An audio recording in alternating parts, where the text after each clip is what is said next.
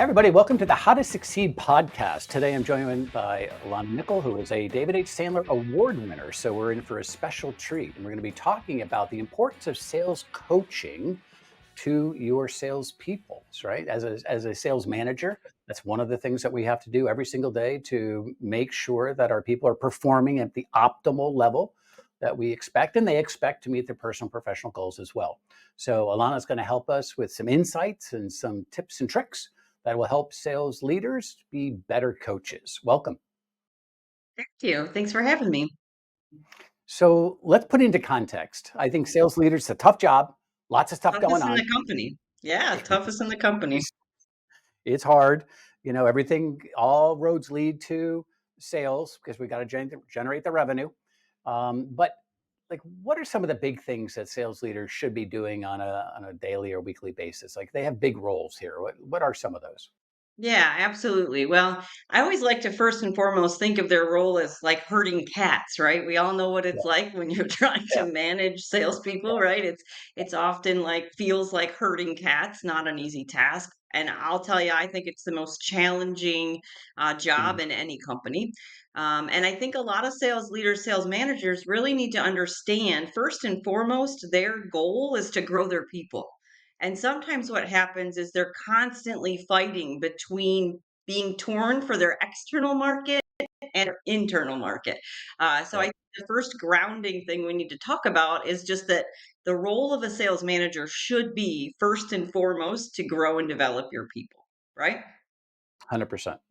Yeah. So in order for them to do that, we at Sandler talk about the four hats of leadership that they have to wear. And we wear these hats at different times, ideally. Sometimes we try to wear them both at the same time, and that doesn't work out very well. And so those four hats are the following. The first hat that they wear is the supervisory hat. And any Okay. sales manager, yep, gets to wear that hat because they're the boss, right? The org chart says They have a the title. leader. Mhm. Yeah, so they're entitled to wear that hat.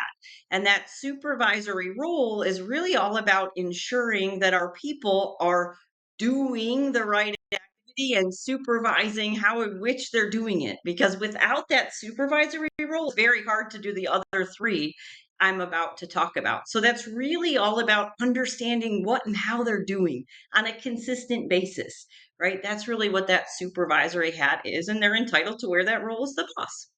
So that's Mhm. the first one.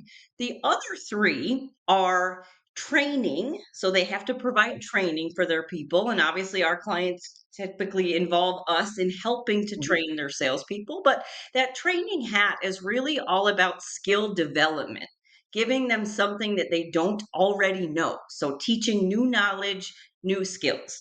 Training Okay. can be done one to many, and training could also be done one to one, depending on the needs of the individuals. But it's really all about giving them something that they don't already have today.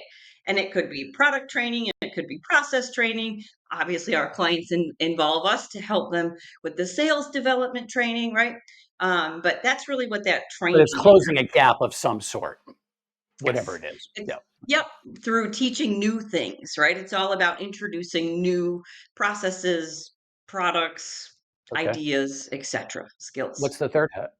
So the third hat is coaching, the one we're going to talk about today. And the difference between training and coaching is enhancing what they already have. So it's not necessarily teaching them something new, but it's helping them build upon what they already have to make them better. And Okay. that is done one to one. So you cannot coach to groups. That's one mistake we see a lot. So coaching hat is worn on a one to one, employee to manager type of basis. And that's the one we're going to talk about primarily today. So just one sec before you go quickly onto hat four. So if I was a leader Yeah. and I'm saying I spend all my day coaching a lot, I coach all the time. And you and I both know that that's probably not accurate, but let's assume that they say that to us. Yeah. In reality, when they're coaching their team, they're really training. If it's a group, hey, I've got 20 people that report to me. We're on a group coaching call and I'm a coach. That's not really coaching. Fair? No. That's Yeah. training or No one telling, wants to hear right? that. It's the truth. Yeah. No one wants to hear No. that. Yeah. All right. Unfortunately, telling them what they should do or telling Exactly. everybody all the same thing, not Right. coaching. But it is a Yeah. mistake we see often. Yep. What's the fourth hat? Yeah. Last but not least is the mentoring hat. And this is typically the hat we wear the least. And in some organizations, the hat gets worn by one level up. It really varies. But mentoring is all about kind of helping them enter into the cultural norms, a little bit of career pathing. But mentoring is typically the smallest hat that they wear. And whether they have a formal mentoring program, large organizations do, or if it's very informal, it may be the direct manager or it may even be a level up. But it's really all about getting into cultural norms, figuring out what you're about, maybe a little bit of career pathing. So maybe even to set the stage further, because I know there's four hats. I think most managers, if you really are being honest with each other, with themselves, probably spend way too much time on supervision and lots of times on training, but they think they're spending all their time on coaching. I mean, if you really talk, you and I have talked to tens of thousands of leaders, we know that that's probably what, if I group them in for a second. And then there's two different types of coaching, right? You've got more of a strategic type coaching session and a tactical coaching session. I think most people gravitate towards tactical coaching, and maybe for a couple different reasons. One, they think it moves the needle faster. Like it's almost like deal coaching, right? It's a deal coaching. How do I get this thing through the funnel? How do I get this thing, so I can show upstairs we've got momentum, we've got revenue, all that stuff. But as you were talking, what hit me was the tie-in between tactical and strategic coaching and the behavior, attitude, technique triangle, if you really think about it, right? So for the Sandler people, really, most tactical coaching is technique coaching. And what you're talking about, strategic coaching, the head trash and the behavioral stuff, really helps us refine our tactical, our technique approach. But I think without that, to your earlier point, which I don't think most people have really connected those two things, is that it's short lived. You're going to keep doing the same thing over and over and over again because they really haven't put the other stuff together yet to make that tactical coaching stick. So you're talking about different things each time because they're progressing. Would that be fair? Absolutely. It's if we go back to kind of football analogy again, right? It's like running a couple plays, but you're not looking at the total playbook of the offense and really Yeah. what we're trying to do to move the ball down the field. We're just focused on that one play. So that strategic coaching is really all about kind of how do we get all the way down the field? What's the end zone look like for your territory? What are the roadblocks, which a lot of times is up here because we can help them on what to say. But if the conceptual roadblock is really head trash, then they're not going to say it. So we have to address that as well. Absolutely. So let's just stay where people are today, because I don't know if we're going to convert them in a short podcast. But so we do. We are telling people if you should do more strategic coaching because it'll actually accelerate your tactical coaching 100%. But knowing most sales managers are going to spend the majority of their time in tactical coaching, right, wrong, or indifferent for a second. Is there any tips, tricks, mistakes that we should really start paying attention to make sure that we can at least do the best we can in the tactical portion that we live in? Yeah, absolutely. So some of my favorite tools to be able to execute tactical coaching, it starts with pre-call planning, right? Yep. How frequently are your sellers actually filling out a pre-call plan? And then how often are you reviewing it with them ahead of the call, right? So that we're actually doing some joint pre-call planning. We can adjust the tactical planning that we need. And then we don't do pre-call planning without debriefing on the back end. So those two tools, being able to pre-call plan and then debrief how effective were we at achieving our pre-call plan and what do we need to do more, better, different for the next meeting and the next time we're in a similar situation. Those to me are some of the best tools that we have at starting this tactical coaching and trying to figure out where we are, right?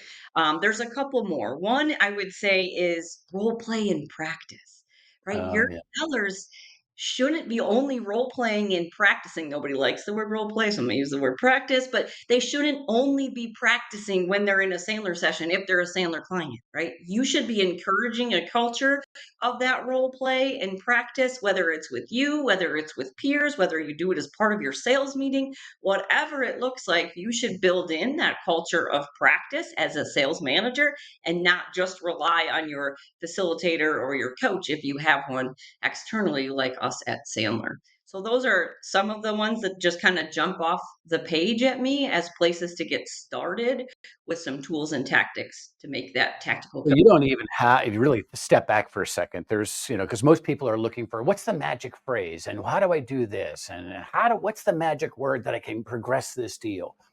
But people may not want to hear it, but what you said is spot on. If you do pre-call planning is coaching before it occurs because they're going to tell you what they're going to say and do. And you're going to figure out what the gaps are tactically and strategically, right? So you're going to see the everything. And you're right. Why? It's like I have 5 kids. I know you have kids. Well, it's one thing if my kid comes home and says, I got a C in math. Like, what do you want me to do? Like a salesperson comes and says, hey, I just blew up that call. What do you want me to do about it? Whereas if hey, I'd like to talk to you about my math test next week, and now I'm helping. We're going to go through it. What do you think is on it? We practice. What's the skills that we're going to be doing? Now I've given them the best opportunity to succeed on that call, raising my kids' confidence, their conviction, their understanding of a problem, and they get to connect dots because all the things, if you just think about it in those terms, that pre-call planner is magic. Now, here's the thing that you and I know. Very few companies do pre-call planners. I don't get it. It's the best way to shape what goes on in control and to multiply yourself as a sales leader because you are spread so thin. You spend half your time cleaning up deals that you could have actually had a better outcome if you did a pre-call. Post-call tells you exactly whether they did it or not. The other thing that nobody does, what you said, is practice. Your ears have to hear what your mouth is saying. And if let's say you do have a coaching session with an employee and you say, hey, do this, say this, and all this stuff, they're like, oh yeah, they won't do it unless they practice in a safe environment. And by the way, when it comes out of their mouth, it doesn't sound like what came out of your mouth. It is so different. And they know that. So inside, you know what a person's saying to themselves? I can't do that. I'm not going to practice in front of Alana, my prospect. I'm successful 10% of the time. I'm going to take my shot because I don't know. I don't know. I don't feel confident with that word track. And it's ridiculous that in a business environment, we do not practice the way that every other profession practices. But I don't, why is that, do you think? I think there's a lot of reasons for it. One, we tell ourselves lies like we're too busy, Yeah. or my people don't need that. Even your A players can benefit from pre-call planning. Sometimes we don't have a process for it, whether it's an actual tool or it's fields in your CRM. Sometimes we have no avenue in order to which to do it consistently, but it doesn't have to be sophisticated. Even if you just plan, all right, what's my agenda and outcomes for the meetings? What are the key questions I want to make sure I ask? What am I Right. worried that they're going to bring up and how am I going to respond? Because Murphy's Law says they're going to bring it up, right? So it doesn't have to be super sophisticated, but I think sometimes we get as leaders kind of we see in our clients, right, that they get bogged down in I don't have the tool, I don't have the process, or I don't have time, or they don't need it, they're good. But winging it is not a good strategy. We know that. Well, I tell you what, you hear managers saying all the time, I've got experienced salespeople. Mhm. And that's awesome. I mean, that's awesome. We all want that. But back to your NFL, I'm pretty sure the Lions using your team there, they have experienced people too. They've been playing since they were 10. And so to say they don't need practice, right, is no one gets in the huddle. All right, group, here's the deal. We need this play. We got to get it in order to win. So you're all very experienced. You all make a lot of money. On the count of 3, break, go do what you think. That's not how it works. it, it's muscle memory and all of those things. But I think even when you role play or practice, I'll use that word. I love that word better. It's it's an opportunity to coach because you're seeing it. Otherwise, how do you coach? If you don't do a pre-call and you don't practice, what do you do? Alana, tell me what's going on in the deal. And that is the worst coaching session of all time, in my opinion.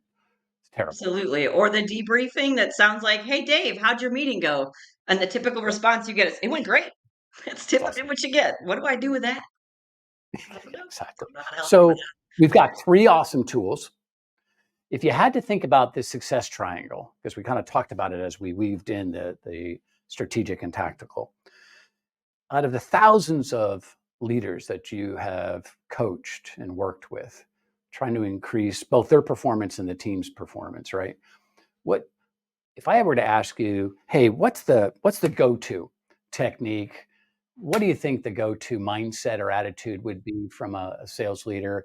And what's the behavior that I would have to at least think about, observe, take upon myself in order to be a better coach?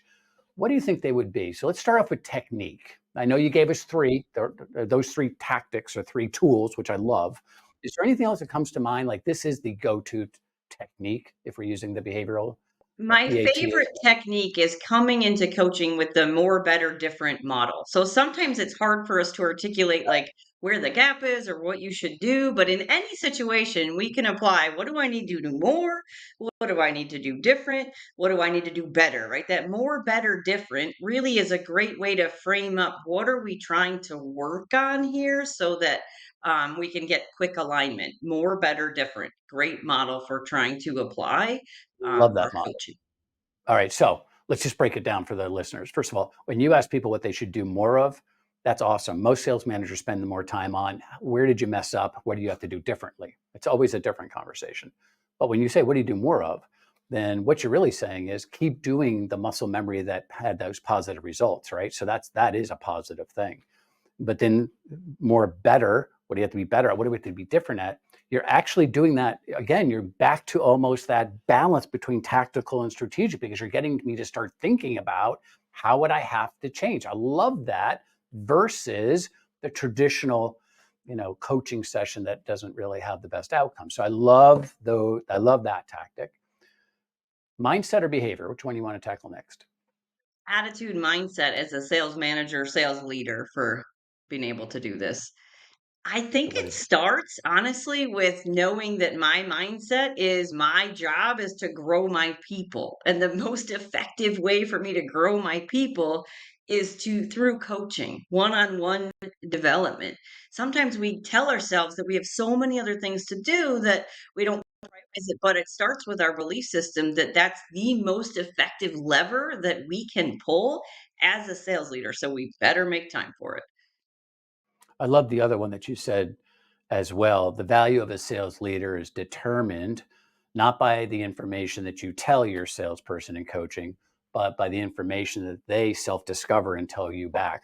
Loved that. I think that mindset as well is awesome. So I love both of those. What about behaviors? To me, the behavior is simple. You got to put it in your calendar and prioritize time to do the one-on-one coaching. If you don't put it in your calendar, I don't know you, but about you, Dave, but if it's not in my calendar, then it's not getting done. So we've got to prioritize. And even if it's once a month to start, ideally, we should probably be doing it more than that. But even if we can start somewhere with our people and get it on the calendar and let your salespeople know. One thing on the calendar, and there's one thing I think we failed to cover in our quick discussion. So, in order for us to do effective coaching, we have to provide an environment of safety for our salespeople. For me to role play or practice with you, right? I got to feel like I'm not being judged and that it's okay to screw it up. And then I'm not here to beat you up and tell you how terrible you are. Not going to be This is fired. really about how to make you better. Yeah, it is true. As you were talking, I just think sales leaders, sometimes you hear, Alana, that I didn't come from a sales background. I mean, these salespeople know more than I do. And even if they did come from a sales background, you've got somebody with 28 years experience, right? Um, but if I go back to your tools with the pre-call, that is the best way where you don't have to get trapped and you can coach people that have 25 years more experience with you. They're telling you what they're going to do on that call. You're not blah, all the stuff that you think you don't know and you feel uncomfortable, and you're not confident because the salesperson has more knowledge than you do. That pre-call planner just is a level set exercise, which I love. And just to have you practice on me, the best way to learn as a sales leader is having your people practice because I actually take your talk tracks that I love and I talk to the next person and now they're my talk tracks. And then next thing you know, my learning curve as a sales manager, like this, The more you do pre-calls and the more you role play, the stronger you are as a sales manager. And it happens in like light speed. Otherwise, it's a long road in order to become like really good at that stuff, but it accelerates that. Have you found the same? Absolutely. Huge accelerator being able to practice and get, because if I'm not practicing here, then where am I practicing? I hope I'm not practicing in front of a live prospect something for the first time. And if I do, I'm probably not going to execute it very well. And it's probably not going to go well, which then is going to go up, not doing that again. And now I'm going to go back to my old habits. So it's definitely an accelerator, 100%. Yeah. Hey, listen, everybody, thanks for joining us today on the How to Succeed podcast with Alana Nickel. I think, the biggest thing that we really should take away from this as sales leaders, when you talk about great leaders that you've had in the past, you're talking about people who have helped you succeed, who have helped you grow, who have helped you really got your personal and professional goals. It's not, oh, this person pushed a lot of paper for me upstairs and, all this stuff that we probably judge our day on that we're busy. No one really cares. And by the way, including the people that you work for, they judge you based on how's the team doing? How's revenue? Not how many tasks did you get done today? No one judges that. So let's focus on the things that are important, which is growing our people. So thanks for joining us today, Alana, and thanks for joining us out there. And until next time, good selling. The How to Succeed podcast is copyrighted by Sandler Systems, LLC, and protected by U.S. copyright laws. For more information on Sandler services, please consult with your local Sandler trainer or visit www.sandler.com.